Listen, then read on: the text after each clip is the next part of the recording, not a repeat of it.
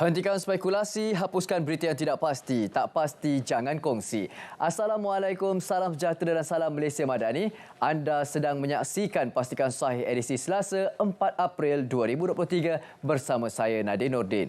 Ada sedikit penipuan menjadikan media sosial bagi menyebarkan berita-berita palsu sebagai umpan untuk memerangkap dan memperdaya mangsa. Berita-berita palsu yang disebar ini melibatkan maklumat berkaitan bantuan kerajaan, pinjaman serta skim pelaburan sekaligus mengakibatkan ada dalam kalangan pengguna media sosial terpedaya dan masuk dalam perangkap sindiket penipuan. Jangan mudah terpedaya dengan berita ataupun maklumat di media sosial. Lakukan semakan terlebih dahulu, jangan bertindak terburu-buru. Untuk mendapatkan kepastian suatu berita, anda boleh salurkan ke portal sebenarnya.my. Kita mulakan dengan segmen Sahih.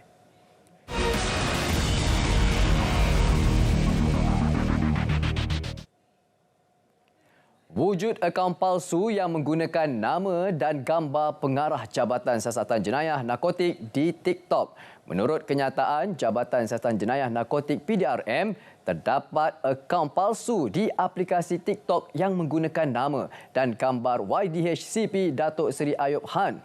Orang ramai diingatkan supaya tidak terpedaya dengan akaun palsu tersebut. Pernahkah anda menerima kandungan mesej seumpama ini di grup chat Telegram dan WhatsApp anda? Antara kandungan mesej tersebut adalah meminta anda membayar caj kepada Bank Negara Malaysia untuk menerima dana dari luar negara. Awas, ini adalah skam. Pihak BNM tidak terlibat dalam urusan sebegini. Semak di saluran bnm.gov.my/livechat. Berhati-hati dengan taktik skamer yang menggunakan nama BNM untuk memerangkap mangsa. Amaran waspada oleh pihak Nestle yang dikongsikan di Facebook rasmi mereka. Pihak Nestle telah dimaklumkan tentang peraduan Milo Ramadan yang menawarkan hadiah wang tunai kepada orang ramai setelah melengkapkan borang soal selidik.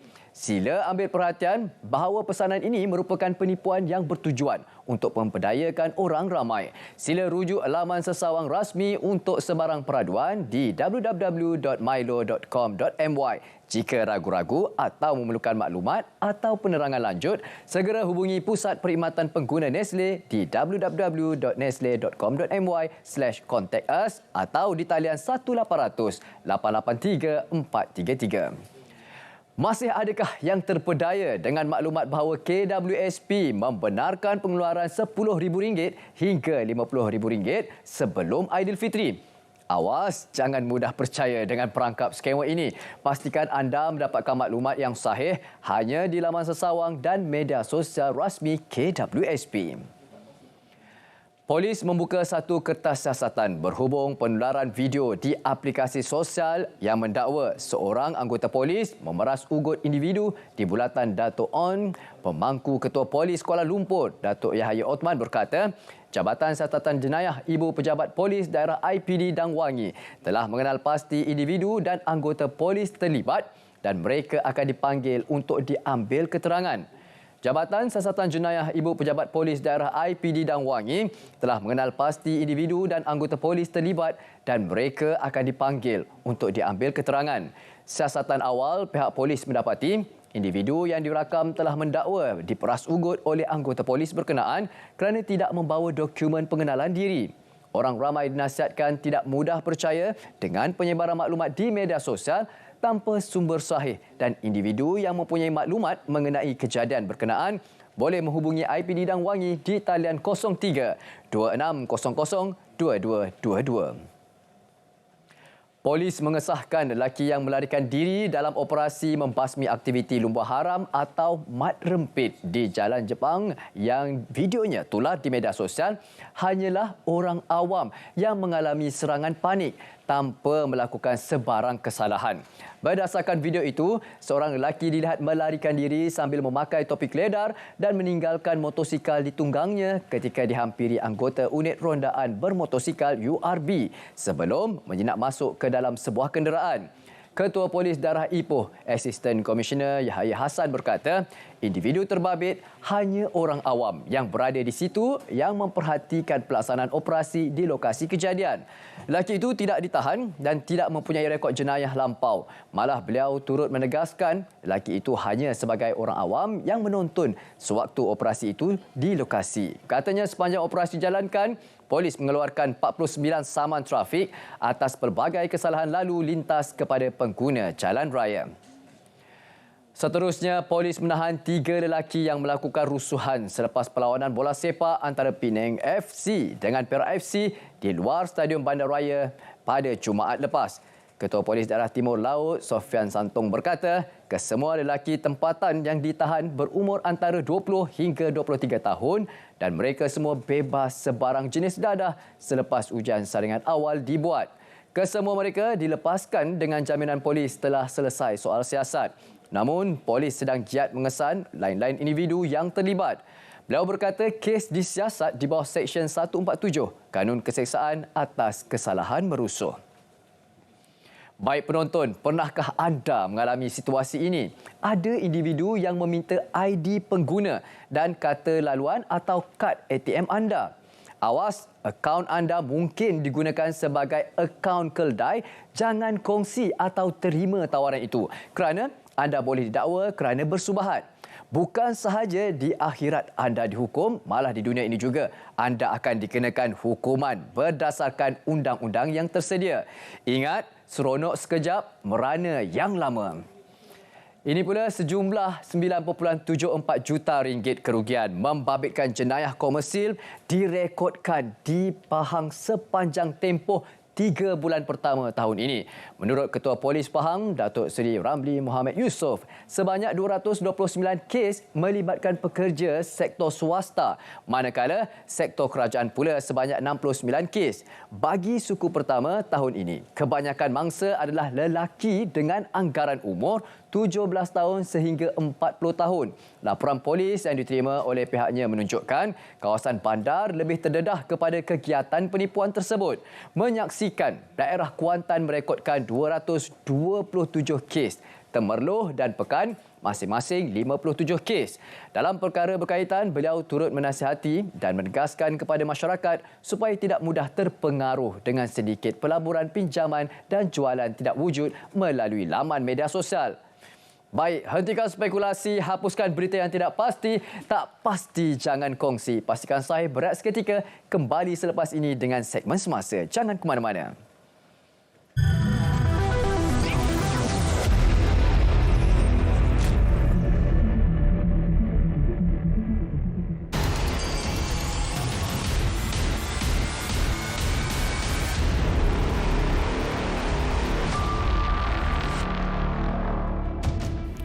Wujud banyak kegiatan penipuan internet, antaranya penyebaran berita tidak benar, penyamaran identiti dan penawaran perkhidmatan yang tidak wujud.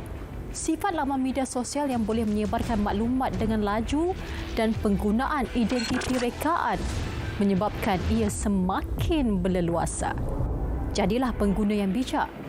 Laporkan salah laku penggunaan internet dan ingat, berwaspada dan periksa kesahihan sesuatu berita atau maklumat sebelum membuat sebarang perkongsian. Untuk elakkan anda terpedaya, rujuk sumber yang sahih dan dipercayai. Sekiranya anda ragu-ragu, hentikan penyebaran. Bersama-sama kami, Banteras Berita Palsu.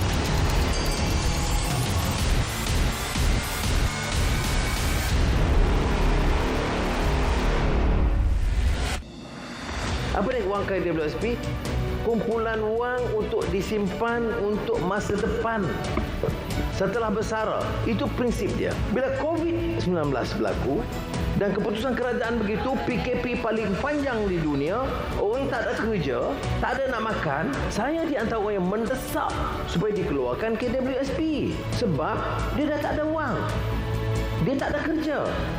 Jadi kita keluarkan walaupun itu bercanggah dengan maksud KWSP yang awal. Sekarang keadaan sudah terbuka. Yang tak ada kerja dulu 80-90% sudah bekerja. Ini prinsipnya kena jelas dulu. Kalau kita buka, dia ada kesan kepada dana pelaburan negara. Dan orang yang menyimpan sedikit itu, dividen dia akan kurang. Dia pencen anak isteri dia nak makan apa. Sebab itu saya ambil keputusan bagi RM500 seorang supaya tabung dia naik sikit.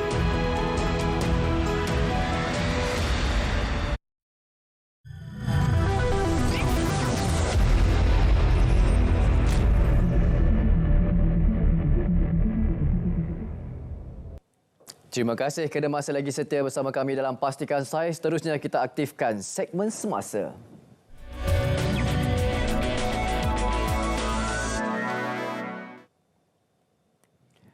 Sultan Selangor Sultan Sarafuddin Idris Shah berkenan berangkat ke majlis berbuka puasa bersama rakyat Kuala Langat di Masjid Ar-Rahmah, Kuala Langat semalam.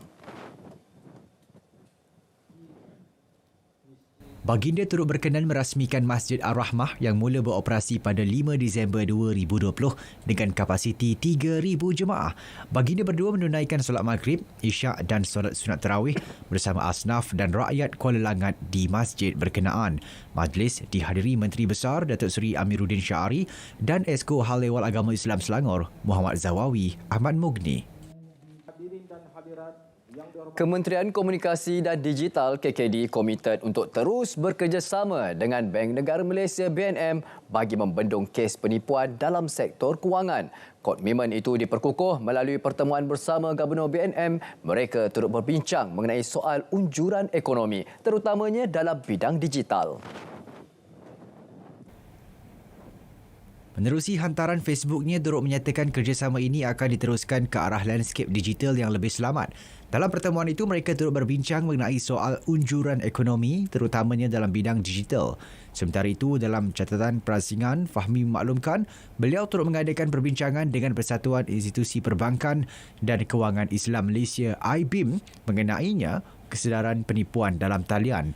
Antara kes penipuan dalam talian yang sering dilaporkan media ialah e-dagang atau pembelian secara dalam talian, kes pinjaman tidak wujud, pelaburan, Macau scam dan love scam. Tingkat kapasiti dan jumlah penerbangan, rendahkan harga tiket, elak rakyat terbeban pulang ke kampung. Susulan kenaikan mendadak harga tiket penerbangan setiap kali musim perayaan. Kementerian Pengangkutan bekerjasama dengan syarikat penerbangan untuk meningkatkan kapasiti dan jumlah penerbangan sedia ada.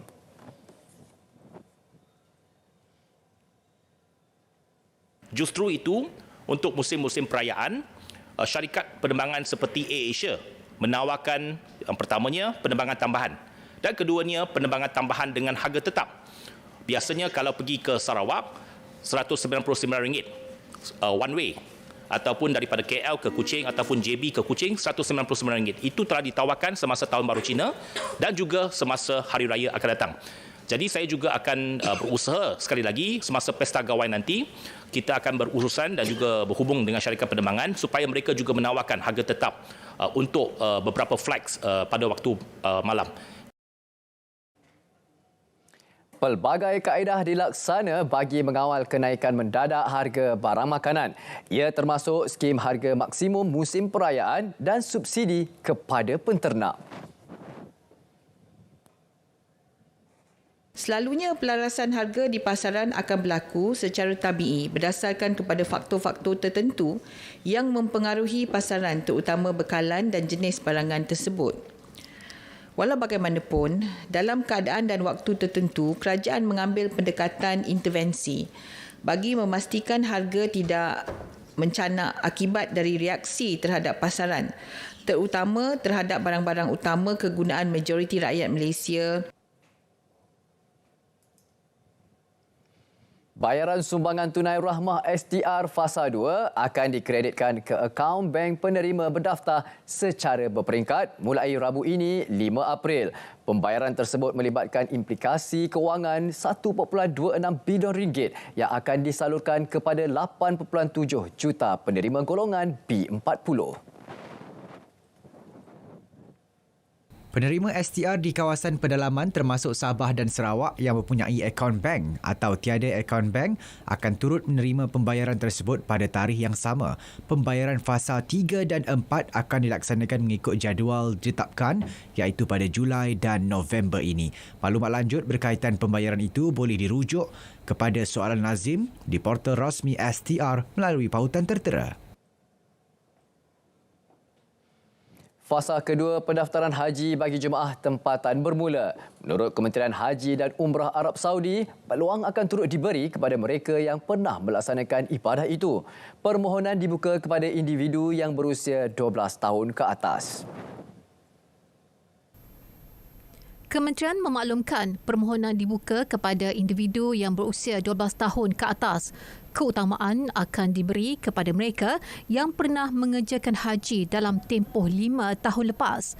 Pemohon mesti terdiri daripada pemegang kad pengenalan iqamah yang sah sekurang-kurangnya sehingga Zulhijjah. Mereka juga perlu bebas daripada penyakit berjangkit atau sakit akut kronik. Mereka yang layak dan berminat boleh mengemukakan permohonan secara dalam talian atau menerusi aplikasi Nusuk. Permohonan secara bersama sehingga 13 orang dibenarkan dengan syarat mereka memilih pakej haji yang sama. Mereka yang lulus akan diberi permit bermula pertengahan Syawal. Hampir 20,000 pelajar sekolah dalam kawasan Tambun menerima manfaat program tuition percuma anjuran Pusat Hikmat Ali Parlimen Tambun. Keutamaan diberi kepada pelajar daripada keluarga miskin B40 dan M40. Program dengan kerjasama Jabatan Pendidikan Negeri itu menyediakan pembelajaran dalam talian menerusi laman sesawang tambuntuition.com. Matlamat utamanya membantu calon peperiksaan utama termasuk SPM. Kalau kita lihat sekarang ni kos untuk pelajaran ni agak tinggi. Kalau satu family tu kita tengok ada 3 orang anak, kalau satu subjek RM50, kalau anak dia seorang ambil 4 subjek RM200, jadi untuk 3 orang anak dia telah jimat sebanyak RM600 lah. Program telah bermula pada awal sesi persekolahan lalu dan kini diteruskan ke SMK Tanjung Rambutan. Pengetuanya berterima kasih kepada Ahli Parlimen Tambun yang juga Perdana Menteri dan Menteri Kewangan, Datuk Seri Anwar Ibrahim. Bahawa program ini sangat bermanfaat kepada murid-murid kami lah, khasnya di Tanjung Rambutan, di mana murid-murid kami ini memerlukanlah sangat-sangat dalam ilmu, terutamanya subjek-subjek yang perlu mereka kuasai dan seterusnya dapat mereka menduduki dalam peperiksaan SPM. Kini kita beralih cerita ke Perak. Jabatan Pengangkutan Jalan JPJ Perak melancarkan kaunter pandu lalu iaitu drive-thru pertamanya.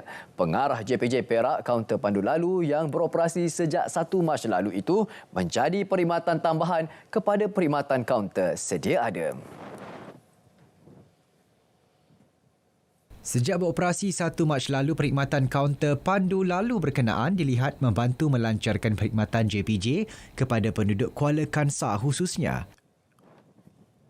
Hasrat penduduk tempatan kerana ada lokasi kita agak jauh. Contoh yang terdekat dari sini adalah Ipoh, Taiping dan juga Great. Jadi di sini agak di tengah-tengah. Jadi kita memikirkan bahawa kita mempunyai stesen penguatkuasaan, kenapa tidak kita memberi servis tambahan kepada penduduk tempatan. Beliau berkata demikian pada majlis perasmian kaunter pandu lalu stesen penguatkuasa di Kuala Kangsar. Kaunter pandu lalu JPJ menyediakan perkhidmatan pembaharuan lesen kenderaan motor, pembaharuan lesen memandu Malaysia, pertukaran lesen percubaan ke lesen memandu Malaysia dan pembayaran saman terkini. Pernah diiktiraf antara 100 CEO muda terbaik anjuran Ikon Malaysia pada 2019, Rosita Cik Wan atau Cik Ta meneruskan usaha dalam bidang perniagaan untuk rangkaian produk inai terbaharunya. kita kena bagi manfaat dekat orang lain. Kebaikan kita ni bila kita dapat memberi manfaat kepada orang lain. So bila saya buat duit, saya nak orang lain pun buat duit. So macam mana cara buat duit tu, bila kita keluarkan satu produk, you all jadi part of kita punya orang kata business partner kan. Jadi agent, stokis, dropship, orang kata master stokis. So bermula daripada you tak ada modal, you boleh jadi dropship, you boleh jadi affiliate dekat TikTok. So orang perempuan bantu dia orang bangun, bangkit, lihatlah dunia ni. Tanah diucapkan buat Cik Ta. Hentikan spekulasi, hapuskan berita yang tidak pasti, tak pasti jangan kongsi. Ingat penonton, kami selalu berpesan kepada anda untuk mendapatkan sumber berita yang benar, tepat dan benar. Sudah semestinya anda boleh ikuti media sosial rasmi kami seperti di Facebook, Instagram, Twitter dan juga YouTube dengan carian Berita RTM. Kita berehat seketika, kembali selepas ini dengan segmen yang terakhir, segmen notifikasi. Jangan ke mana-mana.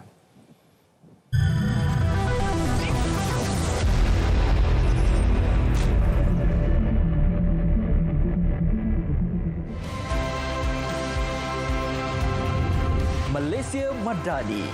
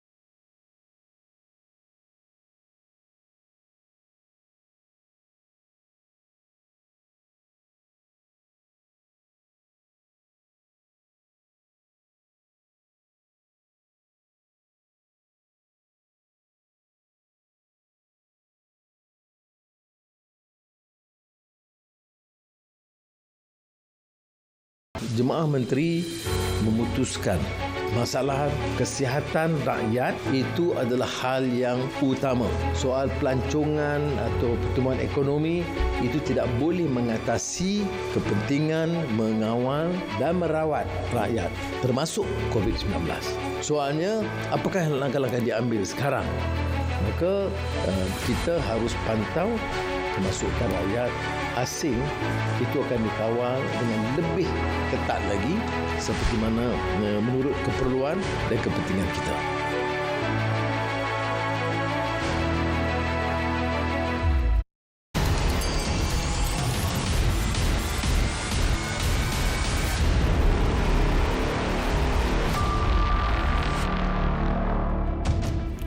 Wujud banyak kegiatan penipuan internet. Antaranya penyebaran berita tidak benar, penyamaran identiti dan penawaran perkhidmatan yang tidak wujud. Sifat laman media sosial yang boleh menyebarkan maklumat dengan laju dan penggunaan identiti rekaan menyebabkan ia semakin berleluasa. Jadilah pengguna yang bijak. Laporkan salah laku penggunaan internet dan ingat, berwaspada dan periksa kesahihan sesuatu berita atau maklumat sebelum membuat sebarang perkongsian. Untuk elakkan anda terpedaya, rujuk sumber yang sahih dan dipercayai. Sekiranya anda ragu-ragu, hentikan penyebaran. Bersama-sama kami, Banteras Berita Palsu.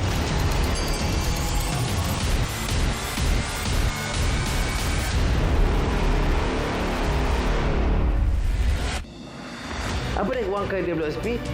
Kumpulan wang untuk disimpan untuk masa depan setelah bersara. Itu prinsip dia. Bila COVID-19 berlaku dan keputusan kerajaan begitu, PKP paling panjang di dunia, orang tak ada kerja, tak ada nak makan, saya di antara orang yang mendesak supaya dikeluarkan KWSP sebab dia dah tak ada wang.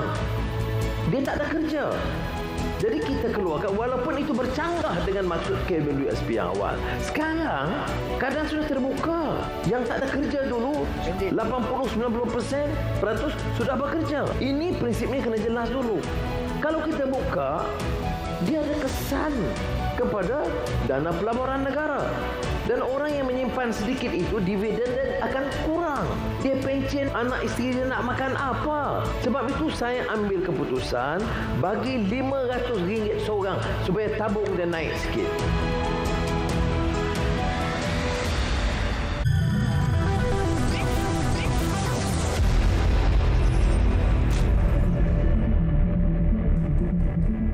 Baik, kembali lagi bersama kami dalam Pastikan Saya. Sebelum kita aktifkan segmen yang terakhir iaitu segmen notifikasi, ada maklumat penting yang perlu kami war-warkan kepada anda. Perhatian semua, maklumat ini daripada MCMC. Pak MCMC maklumkan pengerusi MCMC nafi keluarkan email atau mesej tawaran bantuan pindah hadiah wang kemenangan kepada akaun bank individu. Suruhanjaya Komunikasi dan Multimedia Malaysia MCMC ingin menegaskan pengerusi MCMC tidak pernah menghantar sebarang email kepada orang awam berhubung tawaran bantuan untuk memindahkan hadiah kemenangan berupa wang tunai sebanyak RM270,000 daripada syarikat Telekom Malaysia kepada akaun bank individu penerima email tersebut. Sebagai itu, orang awam diminta berwaspada sekiranya anda menjadi mangsa. Apa yang perlu anda lakukan? Hubungi talian 997. Baik, seterusnya kita aktifkan segmen yang terakhir iaitu segmen notifikasi.